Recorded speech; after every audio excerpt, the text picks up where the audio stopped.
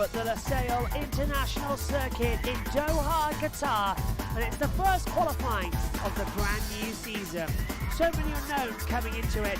Welcome to qualifying for round one of the 2024 season. And the green light is on and we are underway for the first qualifying of the year. 12 riders heading out onto the circuit. The fastest two will make their way into the second part of qualifying later on today. That is Zarco, Marini, Quadraro, Morbidelli, Raul Fernandez, Nakagami, Mia, Augusto Fernandez, Rins, Miller, Bezzecchi and Oliveira. And the beauty thing is that they only got told they were going to be in this session around about 15 minutes ago when you all last joined us as well at the end of the practice session. We've moved over to commentary box B, which as you can tell has a green screen in it to reflect the actual box. Apologies if it's a bit glitchy. We are working on a new camera to come in soon to hopefully fix that. But the light's good at the moment. I'm positioned between two different lights. So we've got the natural light, the sun, and you can all see the timing screens. First session for SHT says, "Hey mate, first quality of the year." We've also got a new laptop, so we can actually see that as well. So yeah, first quality of the year. We're ready to go, and fingers crossed it's going to be a good session as well. Riders are already out there, as you can see, doing banker lap times. Zarco on a 52 as well. So they're all just setting their intermediate times. They're not going to be out there setting their full runs. I want to know though how the microphone sounds, if it's all good, if the track noise is okay as well, because we're using a new bus mixer as well. Because last year, you might remember when we were in Combox B, we used to have a USB headset, sounded awful, didn't like that at all, and the track audio was up and down. So we bought a new bus mixer for when we have to use this. We've plugged it in.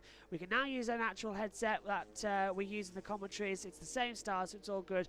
Rod says, "Good to see you again. Cheers from Thailand." Good calling, Joshua. Thank you very much. Good morning to you too in Thailand over there. Good evening, I should say, over there in Thailand. It's getting close to end of the day. So pleasure to all have you here. It's a pleasure for the first session of the year. Proper qualifying with 12 minutes to go as they come through. Hi from Thailand. Hello as well to Manit as well. Hello everybody. Hopefully I'm pronouncing your name correctly as well. But Marco Bezzecchi is now at the front of this queue, leading them around, coming into turns 2 and 3. Full timings then for this one. Sector times above us. If you were joining us in the last session, or if you're joining us for the first time, want to know how the timing screen works. It's rider, the position they're in, the rider's number, where they are, if they qualify to Q2 or not. Right now it's saying they're all in Q2, so that's a glitch of the timing screen. Then after that, it'll give us their best lap times. After that, it's the lap they've done and what lap their fastest was on. So say it was 8 of 9. Then we have the gap between each other on the first screen next. Then we have the gap between the leader and the themselves. So gap between Zarco and Oliveira, for instance, could be 2 seconds. Whereas the gap between Oliveira and Bezzecchi could be 4/10. It's that sort of thing. Then we have, alongside that, what tyre they're on. As you see, Miller's the only one to go soft front, soft rear. Alongside that, sector 1, 2, 3 and 4, all strung together. So we see their whole lap time, see if they're going to go faster or not. After that, it's the speed trap. And after that, it's what bike they're on. After that, it's what team they ride for. That's how the timing screen works ahead of us as well. And it's good because right now, they're all just setting yellow sector times at the moment. That's because we don't know what the overall order is going to be or what time they've got on the board first. So we're watching Marco Bezzecchi coming into turn number 11 now, just coming in the last two and past the practice start area. It's a nice control on the inside, smooths it in, pulls the throttle gently back out of 14, proper whack down the straight. First lap times coming on the board then in this session. And it's Marco Bezzecchi with a 152.102. He's at the front. Then it's Rins 152.327. Zarco 152.386. Marini 153.050. Nakagami has a 153.576 as well. So they are keeping them together. Red sector times Oliveira 151.971. Miller, Bezzecchi all changing as well coming across the line. Red sector times coming in for Bezzecchi 27.6. Same 26.9. No timing graphics currently available due to technical issues. Ha! So the TV production have said no timing graphics currently available due to technical issues. But here on JBMotorsports, we have every single timing you could need. That's what the watch-alongs are powerful for. That's why I like them best. So we've actually got more TV information than the actual commentators and you, and if you're watching at home. So I'll take that. That's a big thumbs up for me. So now watching as well coming in. The back half there is Jack Miller. He's got to put a second position. Now, this is Trackhouse coming in with Ralph Fernandez on the 25. Trackhouse, of course, the NASCAR team, the American-owned. They've replaced Crypto Data RNF as the wildcard satellite Aprilia squad. As finally the timings do come back up on the screen as well. So the TV production have solved that issue quite quickly. Ralph Fernandez 6/10 up at the moment in that sector. Mia up as well by a 10th in sector 3. So Ralph Fernandez for Trackhouse at the moment. About to join Oliveira right up there, and there's no surprise really there because they have got two of the fastest bikes in the paddock right now. It's really been that good.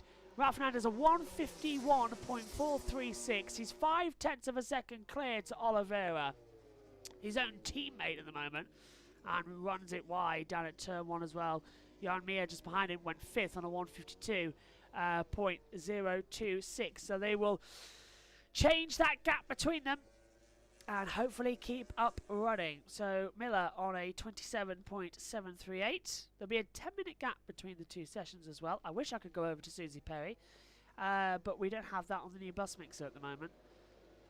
SHT says Yamaha struggles continue. Yeah, unfortunately so, because that's going to be Colorado and Rins 6th and 7th at the moment. Lynn Jarvis watching on, doesn't know what to make of that. How is that bike so slow? It was this. Oh, I've not the monitor now. See, it's a new table in the commentary box as well, but still the same old knocking underneath it. So I've just moved up and down. Hopefully, we're going to have a camera soon that is on a tripod just above the television. So I'll be looking sort of similar to where we were in the remaining of the weekend. But yeah, should be okay. Bezecchi 151.864 as well. He's second fastest now, so he's gone up. What's the gap between them? 0.4 of a second now between Ralph Fernandez and Marco Bezecchi. Currently, everyone's saying that they're in Q2. That's the technical issue. Only the top two from Q1 progress up to Q2. That being Ralph Fernandez and Marco Bezecchi. Yeah, so it'll be Fernandez and Bezecchi coming through. Hearing the back noise there of Bezecchi. He's turning around. Who's he got in front of him? It's not a Trackhouse. It looks like Takiki Nakagami on the LCR Honda. Is just in front of him. It is indeed. Nakagami did so much running. Live Moto 2. Yeah, we're live for Moto 2 tomorrow as well. We'll be live for the Moto 3 and Moto 2 races. We'll be live for all of the MotoGP sessions as well. Yeah. Gibson, how you do? Josh, you're doing a great job, thank you. No problems at all. I'm glad to see everybody back. That's what I love talking. I loved covering the pre-season test. It was 8 hours a day, and sometimes during the night as well. So it was very tiring, but I loved it because everyone in the chat made it possible, and we were all having so much fun chatting for 8 hours, watching the times and all the coverage we did, and I can't wait. And next year as well, we'll be covering the pre-season tests and the post-season test at Valencia we'll have and everything, and I can't wait. And if you're just joining us for qualifying, 2 new team members this year joining the commentary squad from MotoGP. Julia is joining us full-time as well, who is, of course, a World Super Sport, World Super Bike journalist, and now Speedway. She's working currently at Speedway over in Poland. She'll be joining us for a couple of races this year. And Maddie Patterson, who is a accredited MotoGP journalist and also just become team principal of her own motorcycle team in the new International Women's Championship with World Superbikes, the Semket Racing, of course, which is aptly named, as I talked about her in pre-season testing. Of course, Semket is the daughter of Re, the sun god, breathes fire as well in Egyptian mythology, I believe it is. I might have said Greek, I meant Egyptian. But yeah, so very apt as well after her story, which I did retweet actually. There's an article that came out last night which talks about it. So fantastic story, and back camera on Marco Bezecchi, the OB back cam. They've just been talking about it, so they're testing that out this weekend. So yeah, Maddie Patterson joining the commentary team for some races this year as well. So out they come then with 5 minutes to go. It's a 2-minute lap, so it's an out lap, then possibly one more flyer with an option to continue on straight after. I wouldn't be too surprised if they decide that one run is enough and then just change it there. Morbidelli in 11th place, 21 thousandths off it at the moment. Well, he's number 21. I meant to say he's a 10th off the back of Augusto Fernandez, but he's 1.544 off, and he's just left the pit lane as well. And we've lost the audio from the track. Now it comes back. don't think that track audio is good. I'm going to have to lean over here for a second. There we go. It's all about finding the right adjustment with the new bus mixer. That's better. You can actually hear it now. 151.436. Actually a bit too loud as well. There you go. It's so hard to get the right settings on this. 151.436. That's the time to beat as they come through. SHG says, Monster Energy Yamaha now the only team with the Yamaha powered bikes on the grid, and the downfall they've had in the last few years has been brutal. Yep. Yamaha not supporting anybody else on the field. They are very much a one-trick pony in MotoGP. Let's have a replay coming through. And this is of Raul Fernandez. If Trackhouse go through to Q2, they were so close in the previous practice session we just had that set the running order. If they go through here, thoroughly deserved. Undoubtedly, they have got the skill to come into it. This is Marini.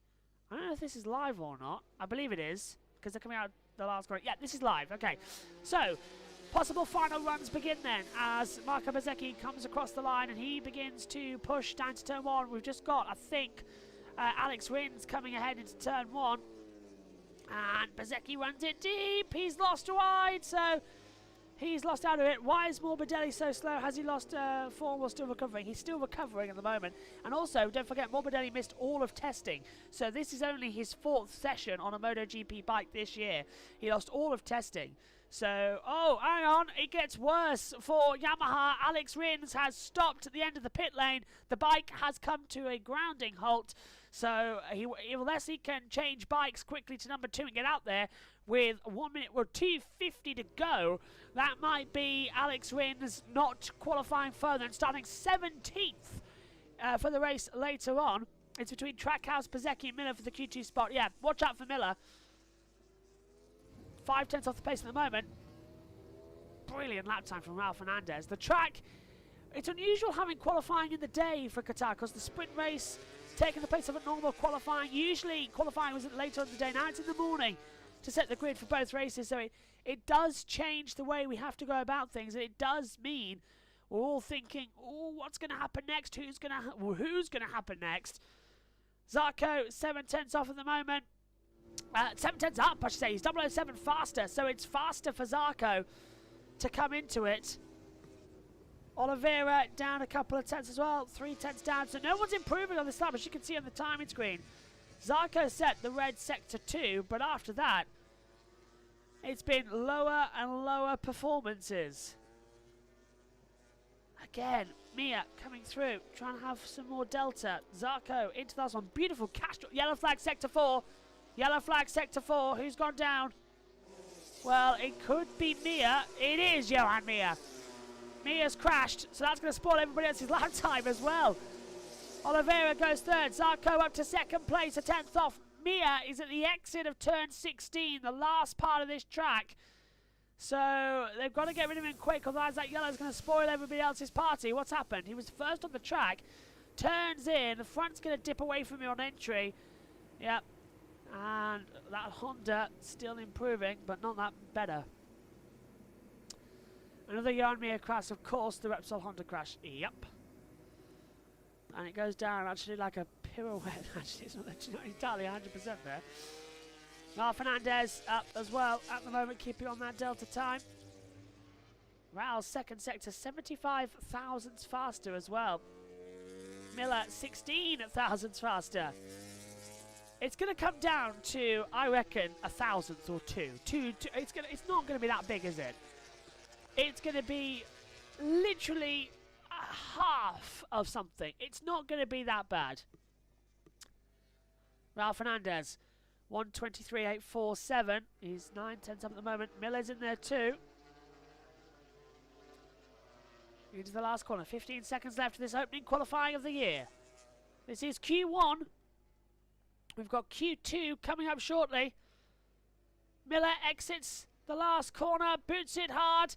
10th off, lost in that last sector. Checkered flag is out, so that yellow for me has spoiled the party, but Miller, a 1:51.526. Quartararo is just behind him. Miller goes second. Zarco's eliminated. Can Quadraro do anything as he comes across the line? That's the question. Only 6th fastest. Bezzecchi goes 5th. Augusto Fernandez is in 8th. So they're not finding the deltas they want, unfortunately. And everybody else spoiled on that checkered flag lap time. So it's Raul Fernandez, a 1:51.436. Then followed by Miller, Zarco, Oliveira, Bezzecchi, Quadraro, Mia, Augusto Fernandez, Nakagami, Rins, Marini, Morbidelli. That's Q1 from the overall runs. As you see now, their fastest sector times on our timing screens. So Q1 ends rather surprisingly. Did not expect to see that delta come through across it. Raul Fernandez, Trackhouse Racing goes through, and he was faster as well. 151.436. Alex Marquez in the previous session did the fastest time, 151.108. So he'll find that delta as well. This is Augusto Fernandez. He had nearly a high side moment. He put his arm up to signal as well to Jack Miller. Oops, I'm off a lap now. Just lost it a little bit. And had to change the deltas. Has Megan just left the box? For the box? Yeah, she's supposed to be relieving me in here for a few minutes while I go set up for Jess. As they come through. So Bezzecchi goes into 5th position as well. Now we go waiting for Q2. Coming up in a second. That's the end of Q1. We'll now just change to Q2. And get ready for that when we go green in a few moments' time.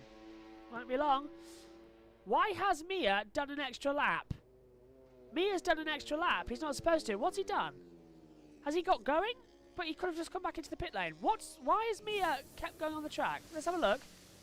Ah, this is where he crashed. Hello, Rod. Nice to see you, Rod. Great call. Thank you for that, Rod. Nice to see you. Megan's here. Just while I go... well, do you know how to start a stream? On YouTube? No. So, would you rather come here and talk MotoGP for a few minutes? Ah, it's fine. You don't know. You don't need to know what's going on. You've got a few minutes. You can just stand there for a second. I'll leave you my phone as well with all the MotoGP data on. You can run through the order from practice earlier on as they come through. SHT says Zarco just missed out on the LCR Honda. Yeah, just about 11 thousandths off of Miller's time. Very much losing a bit of traction there. Megan is going to... what Megan is going to do, because I'm going to leave her my phone, is going to... if you own the Miss Gap, she can read through what happened in the practice session, because the reports come out. And you're easy reading. Well, no, you just summarise a little bit. Is the running order? In fact, do you want to run us through the order? Because Q1 running order is going on now. Yeah. Right, Megan, here you go. Take over. Let's hand over to Megan. Has my laptop behaved? Yeah. Just wish it would behave. Oh, that's weird. I'm going to have to deal with it, aren't I? The difference in head sizes.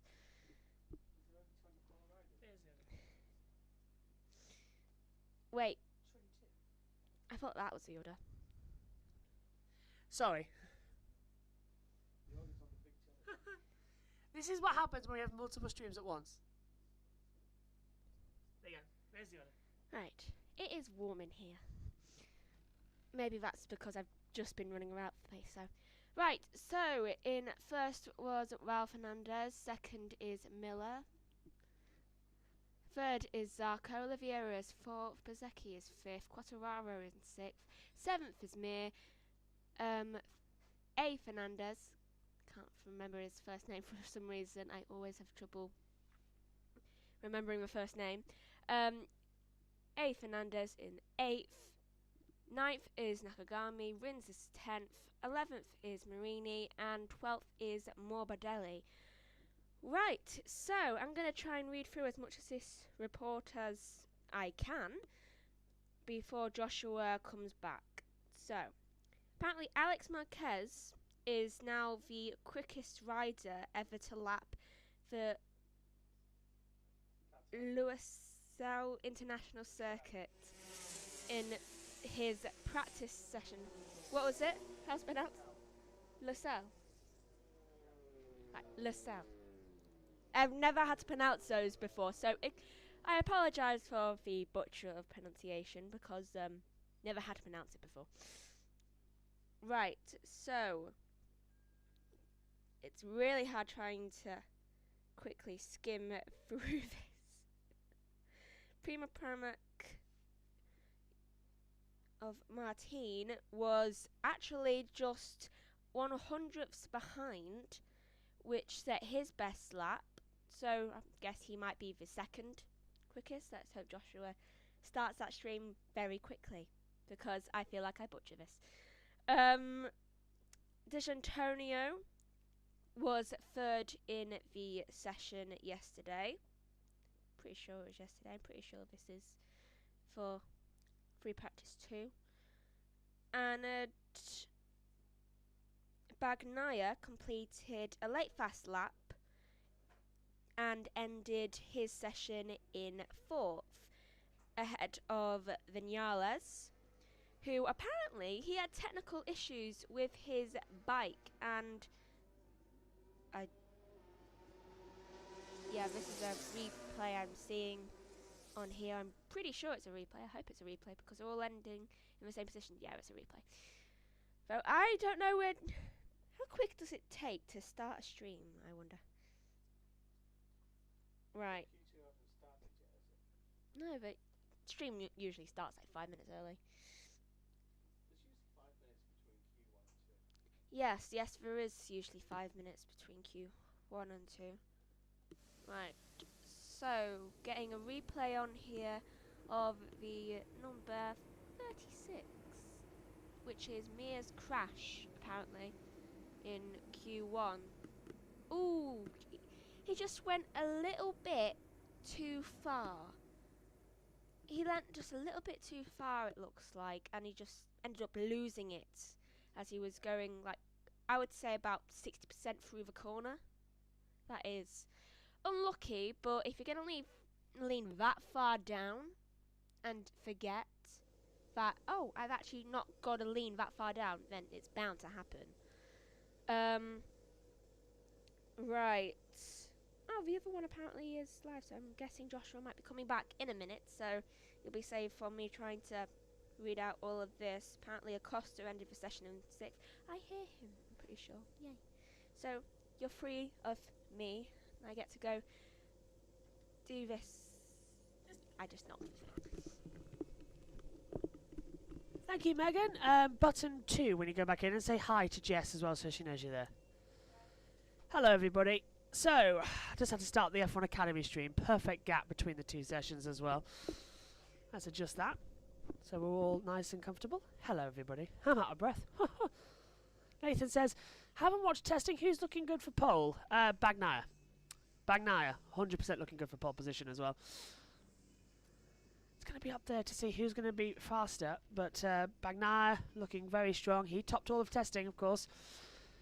Vinales didn't. The king of testing didn't do well. He was off the pace massively, and Vinales, he's into Q2, but I don't think he's going to take a session, so we'll wait to see as they come through.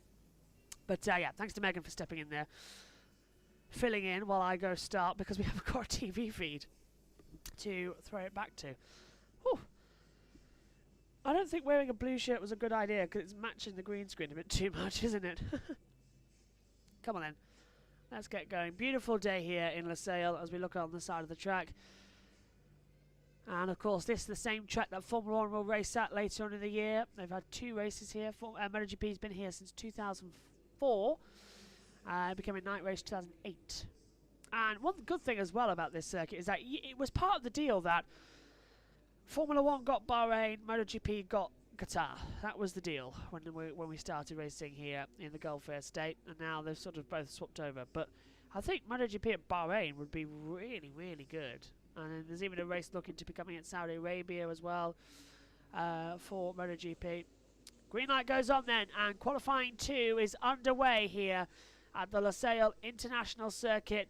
When we started here, it was just a desert. Now slowly the city has started to come in around the circuit. It really is a fascinating place, as the track temperature has had so much work done, so much increase as well. In this session, it's Bagnaia, Vinales, Bastianini, Raul Fernandez just got through as well. Acosta on debut, the Moto3 and Moto2 world champion.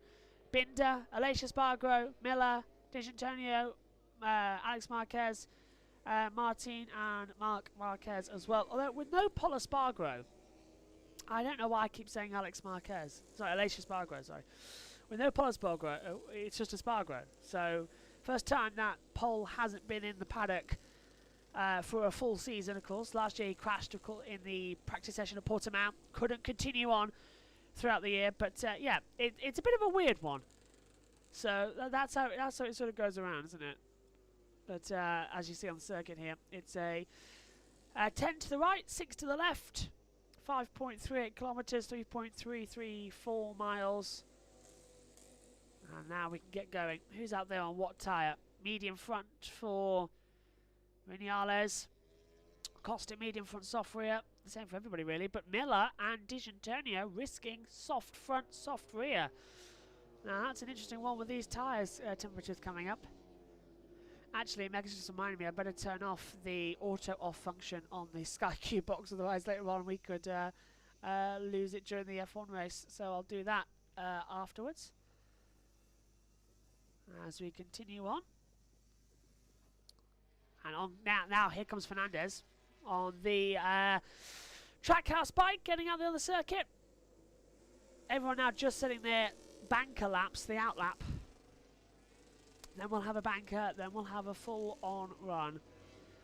By the way, if anybody lap times come up or anything, they'll come up at the bottom of the screen. We haven't just left a big black box for absolutely nothing. If something happens, it'll come up at the screen. Although I haven't seen anything from race control pop up this weekend. Even when we've had Mia crashing, it didn't. In fact, it didn't, did it? When Mia crashed, the notification didn't come up on the bottom of the screen, did it? That's interesting.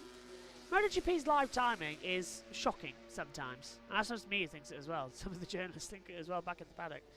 Because it's so basic. What it used to be was a rider tracker involved as well. They removed it and just gave us the normal timing. It's like, yeah, costs twice as much and you only get one side of the product. We also get live world standings and weather. That's it. I mean, they could really improve it. But then again, Dorna is run by incompetent people sometimes, and they need to get their act together. Social media this year, however, have improved a lot. Now that the person who's been in charge for about 5-6 seasons has actually got more control. So great, fantastic. I'm loving the social media output of things from MotoGP, but it's just the actual customer things that they need to sort out. Video Pass is a joke as well.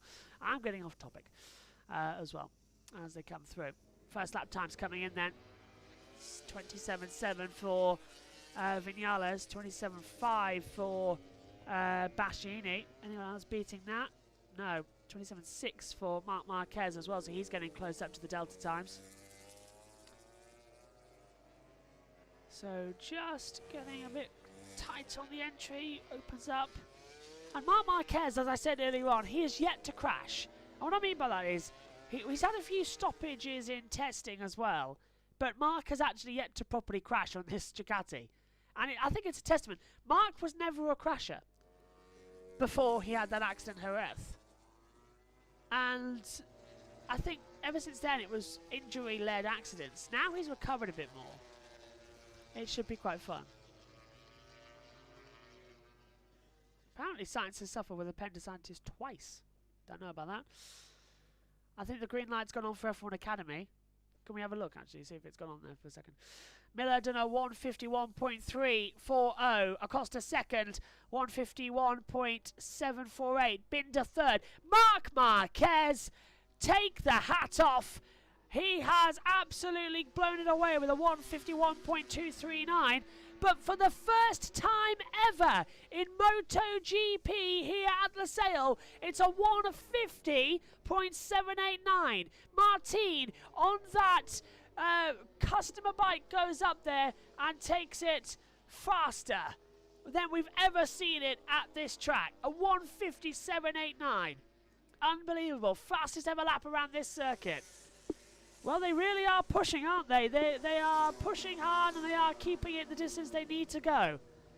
Seems like Megan and Jess are doing all right on the F1 Academy second race. They've got a green light, so their race has started.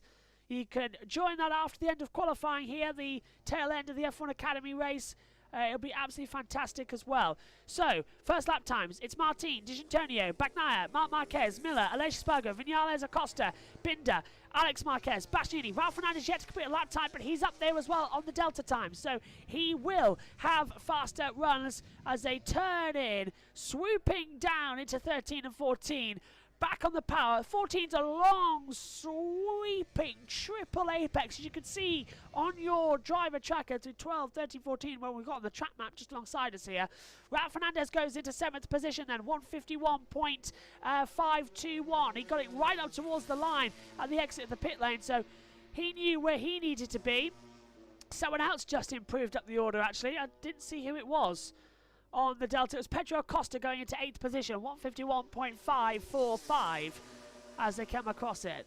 And Aya Bastianini's 4 tenths down at the moment in the sectors, and that's coming out of 14, so into 15 and 16, the last two. We've got a fantastic rider lap tomorrow, so you'll see our lap attack. That'll be in our race day build-up show as well. I'm going to voice that this evening. Took ages to record that as well, but it's on board from driver's eye, so you see how low you get along the circuit. That's going to be a fun feature this year. Bastianini across the line, goes up to 5th, 151.289. And Marquez coming to the pit lane. So it's that lull now in Q2 where they all start to stop coming into the stop doing lap times, all come in, change over, and go again, and see what you can bring for your A game in the latter half of this session. Back now, Pitts, he's 3rd at the moment. This mic's making my ears go because the headphones sound a bit tinny sometimes, so I'm always thinking that the mic isn't in the right place. But what's happened there? Martin into the pits, so they're all in, they're all coming in. Bastianini, Ralph Fernandez and Acosta, they're coming in through sectors 3 and 4 now, so they will box. And I'm not sure there, but I think Bagnaia looks a little bit concerned. I didn't think he expected to be this far off from the amazing pace he had in testing. It was literally him going up there. Who do you reckon will get a pole as well, is what I've just been asked in the YouTube chat. I was saying Bagnaia. I'm now concerned about that. Marc Marquez could be something to watch, but it's Ducati top 5. So it's basically who's got the best bike, 23 or 24 spec. Bastianini's in 5th. Oh, it's too close to call. But the VR46 team keeping up there, isn't it? Right from where they left off. This is Martin putting on a hairband. Saying something about the helmet as well. Oh, I hate those headbands. Oh, it makes me go, because they're elasticated and they are elastic on hair. Ugh. It makes me go, oh, he's moving it, stop it. It makes me cringe. I hate things like that. Pole position, I think, will go to Martin, despite the fact he's just cringed me out massively. Into the pit lane comes, Bagnaia pits. So now Bastianini's pitting as well.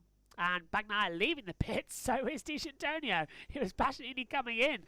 Camera's confusing us there, as you see the drone camera scooting down towards turn 1.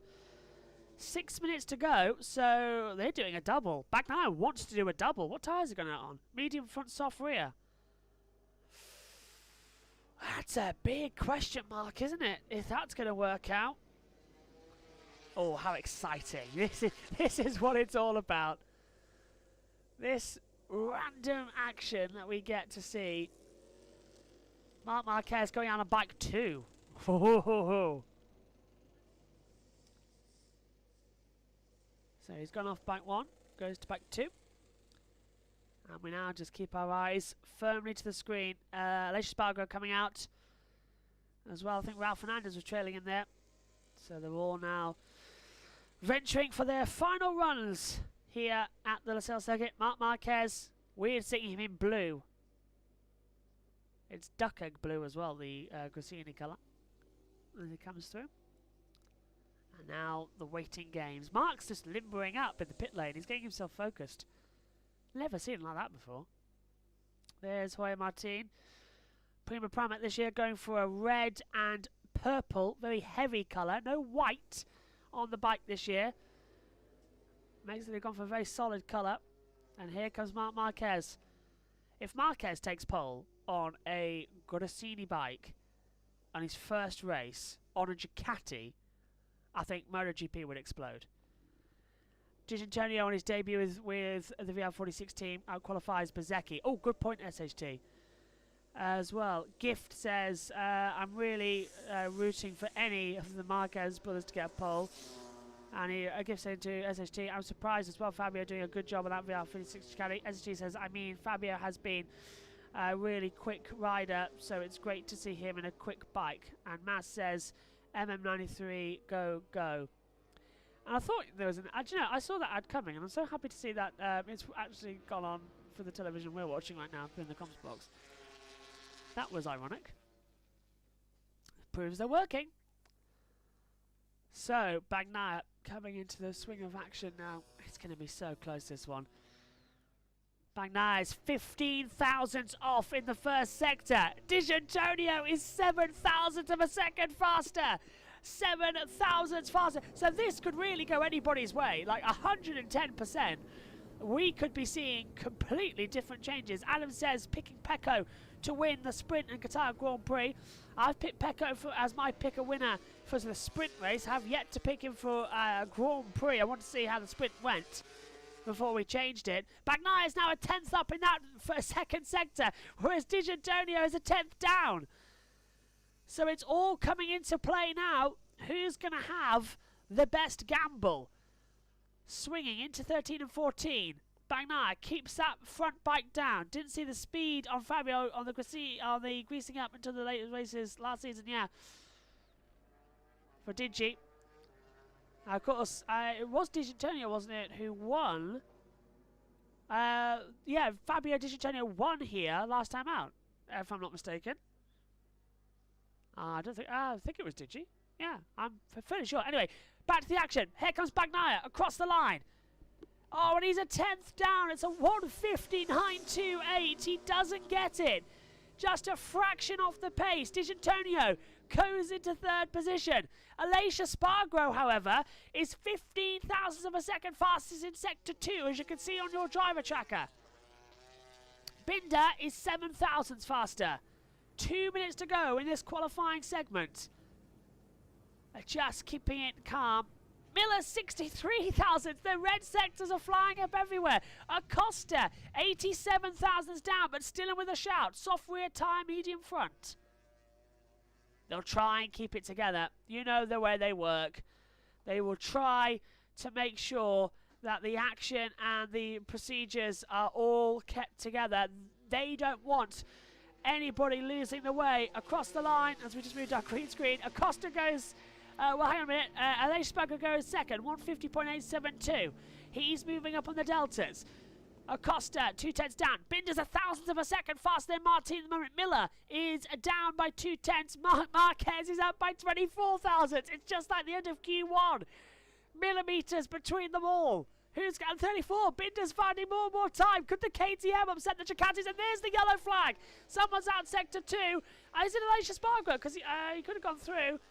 Is it Alex Marquez? No, someone's off sector 2, and I think it's actually Raul Fernandez who stopped. Yeah, Acosta goes 6th, Binder only goes 3rd. Raul Fernandez has crashed, Miller goes 9th. Marc Marquez, he's clear of that sector though. He's clear of it. Can Marc Marquez take the checker flag? 50 seconds left. Everybody else's lap times might get compromised here. Raul Fernandez has crashed. That yellow flag still in sector 2. Coming through. Mark is fastest in all 3 sectors. Bastianini went through that 3rd sector under the yellow flag. He can't do anything more, I don't think, but he's 34 thousandths off. Here comes the line. Is it going to be Marc Marquez? Oh, he's 6th fastest.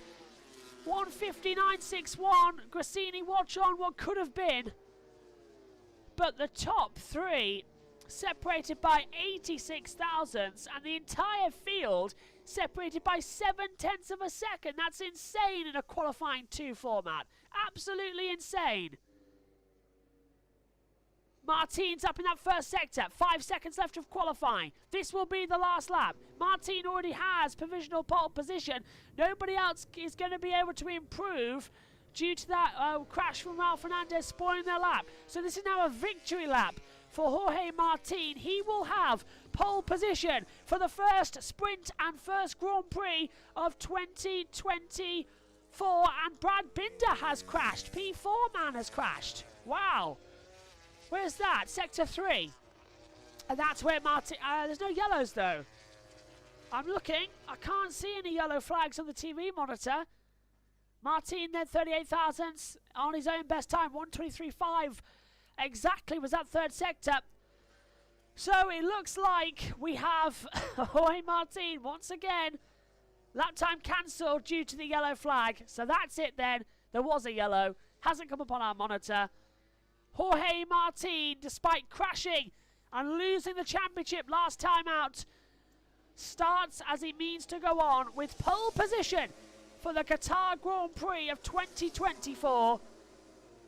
Aleix Espargaro on the front row. Alongside him is Bastianini. Row 2, Binder, Bagnaia, Marc Marquez. Row 3, D'Antonio Acosta and Alex Marquez. Row 4, Vinales, Miller and Raul Fernandez. And it was turn 11. Binder just dropped the front and he lost it away as well. And the bike ending up in the gravel trap. And this was the last flying lap for Martin. Yeah, Binder Binder crashed behind. So I don't know why that was cancelled, because he crashed behind. Stewards might have a look at that. That's a bit of an unfair rule because the crash was behind him. So it's Jorge Martin who takes pole position and a new all-time lap record. The first rider into the 1 minute 50s. It's a 1:50.789. And we now look forward to the first time the lights will go out in 2024. The Tissot Sprint is coming up later on today. I'll be in the commentary box, this one here, Combox B, ready to go for it later on. While Megan and Jess talk you through the action of Formula 1 and the pre-show will get underway there. Fantastic run. What a brilliant action we're seeing here. So, done for qualifying. Just waiting to see if anyone's going to change over on times. Aleix Espargaro finished in second position. Front row start for the Aprilia. And Bastianini out-qualifies Bagnaia. We always see these problems for Bagnaia, don't we? It's always the same thing. Always struggles in qualifying. But he's right up there when the race starts. He will be one to watch. Do not miss this race. The sprint and then the Grand Prix tomorrow will decide all of the action zones we need to see. Sensational, says Rod. I can't wait. 2024 from MotoGP already looks a bit more competitive. Yes, but Aprilia up there, KTM were up there. Mark did fastest for GP23. On the 23 bike. Martin has the 23 bike, doesn't he? Oh, has he now got the 24 bike? I don't know, but I think you're right there. If it is the 23 bike, then Mark did fastest, yeah. But I swear Martin has the 23 bike. Oh, and Mark actually, that's where he lost the time on his personal best lap in turn 9. Just on the entry, scrapped a little bit of tyres and lost a few tenths. Sparks flying from underneath the car, from the back there as well.